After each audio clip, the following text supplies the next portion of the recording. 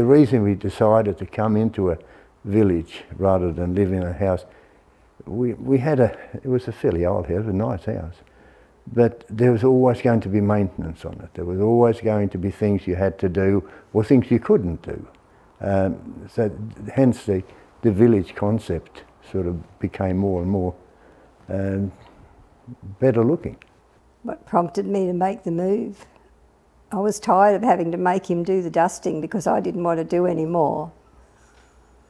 Cleaning a 2-storey, 4-bedroom home for 2 people. And more time to ourselves and less maintenance. I think for me, we have a granddaughter in Coffs Harbour and 2 great-grandchildren who we babysit, and we're much closer to them, much more accessible to them, which is good and bad. Yes, the advantage of being able to bring Polly attracted us to Oak Tree, because we did look at other sites, particularly in Nambucca where we were moving from. In hindsight, I think it was meant to be. We're much happier here. Paul enjoys the space she's got. I take her for a walk every morning. We've got quite a good area to walk in.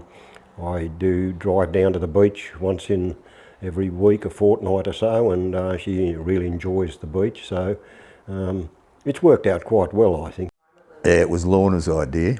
I think she thought that I was probably slowing down, getting a bit slack in the yard.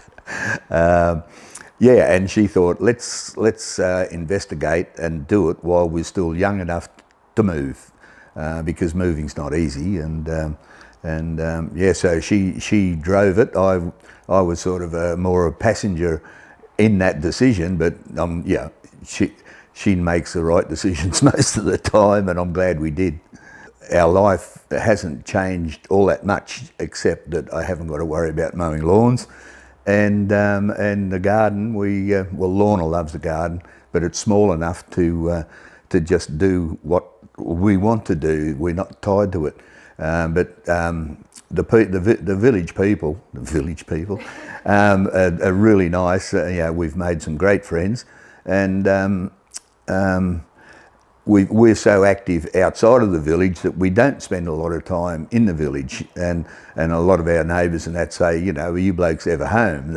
They've sort of slotted into the village life, you know, but we've still got too many outdoor activities, what with football club and radio station and that sort of thing. There's always something going on.